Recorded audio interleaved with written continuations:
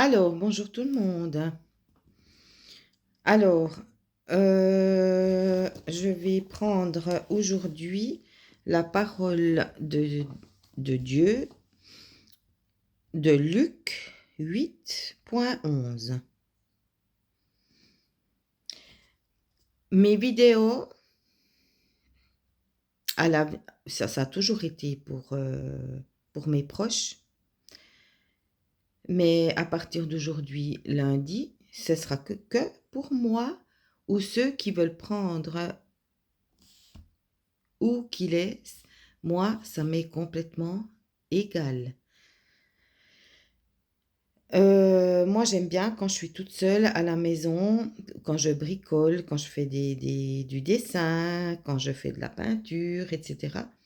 J'aime bien écouter des chansons, etc. Puis maintenant, à l'avenir, j'écouterai des chansons, mais j'écouterai aussi la parole de Dieu. Donc mes vidéos, en premier, elles sont pour moi, que ça soit clair, parce que je ne veux pas qu'on vienne me dire que j'endoctrine qui que ce soit.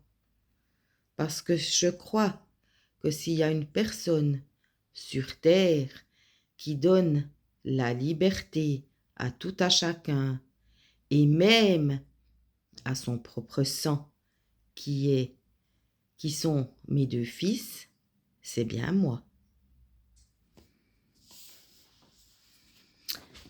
J'aime trop le libre arbitre. Chacun a le droit de prendre un chemin. Chacun a le droit de prendre un mauvais chemin ou un bon chemin. C'est leur souci. Ce n'est pas mon problème. Parce qu'on est libre.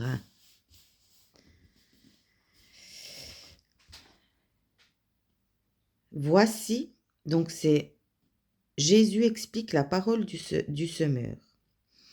Voici ce que signifie cette parabole. La semence, c'est la parole de Dieu. Certains hommes sont semblables au bord du chemin où tombe le grain.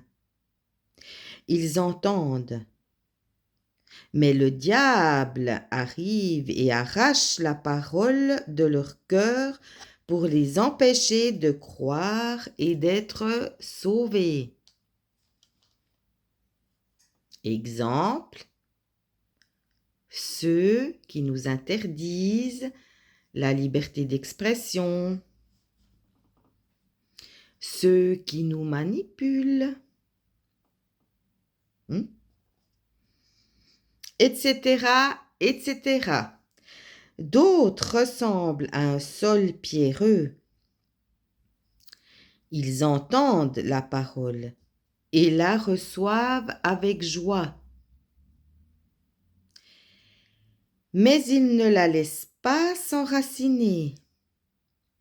Ils ne croient qu'un instant et ils abandonnent la foi au moment où survient l'épreuve.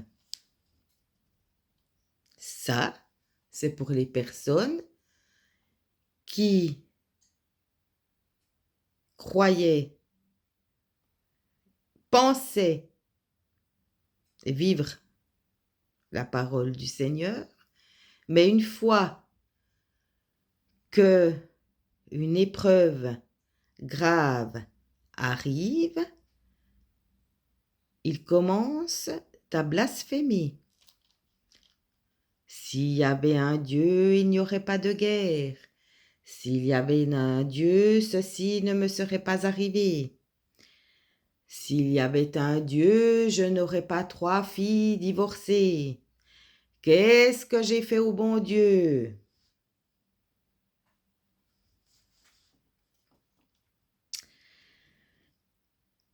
La semence qui tombe parmi les plantes épineuses représente ceux qui entendent.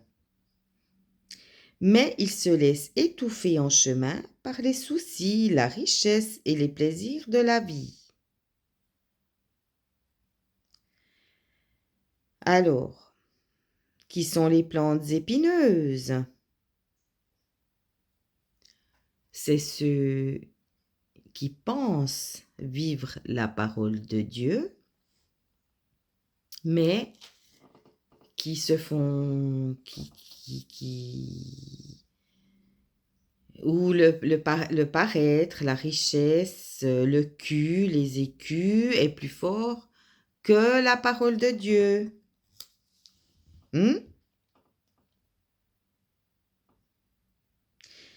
Et ces gens-là, ils ne donnent pas de fruits mûrs. La semence qui tombe dans la bonne terre représente ceux qui écoutent la parole et la gardent dans un cœur bon et bien disposé, qui demeure fidèle et porte ainsi des fruits. Parole du Seigneur.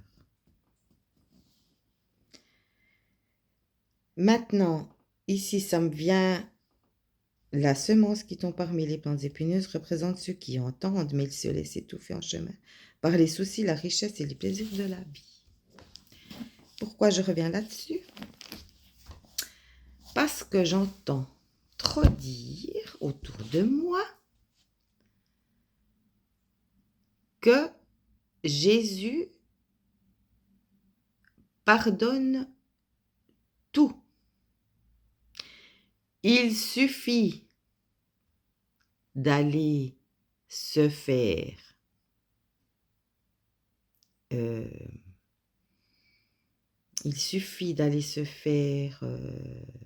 confesser pour devenir une belle semence. Alors, c'est juste.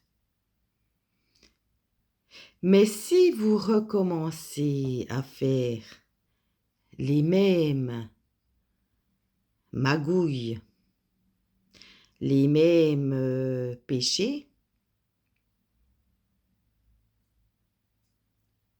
c'est prendre Dieu pour rien, parce que c'est plus fort que vous.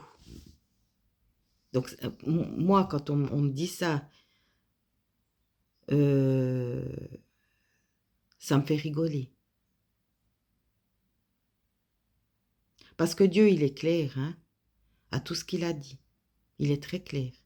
Mais il ne faut surtout pas le prendre pour un imbécile. Maintenant, là, j'ai parlé des cathos. Maintenant, quand j'entends des musulmans qui disent « Chez nous, on fait le ramadan », je ne sais plus si c'est 30 ou 40 jours, je ne sais plus.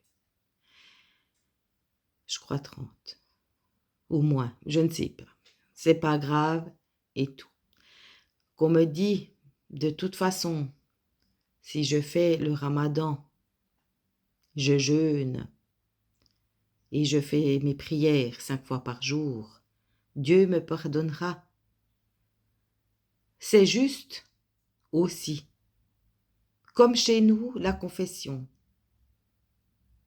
Mais si, après le ramadan, ou si, après la confession, vous recommencez vos mêmes conneries, ne croyez-vous pas que vous vous foutez de la gueule de Dieu? Ne croyez-vous pas que vous foutez de la gueule du prophète Mohammed? Ne croyez-vous pas que vous foutez de la gueule de Jésus-Christ? Moi, je crois que si.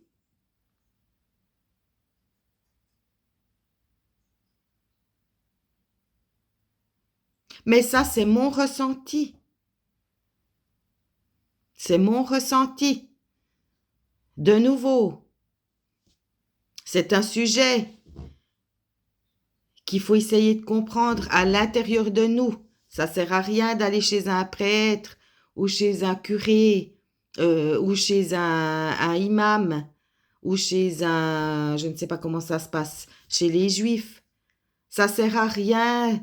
Tout votre cinéma, toute votre comédie, ça sert absolument à rien si vous vous foutez de la gueule du monde céleste. Est-ce que vous allez le comprendre, ça, une fois? Moi, j'en arrive même à dire qu'un athée, et je l'ai déjà dit dans une autre vidéo, un athée, il est plus sincère que certains qui sont dans la religion. Parce qu'il n'y a pas d'hypocrisie là-dedans. Belle journée. Et faites attention au diable qu'il y a dans chacun de nous. Parce qu'il y a le bon, il y a le mauvais. Mais souvent, le mauvais prend le dessus.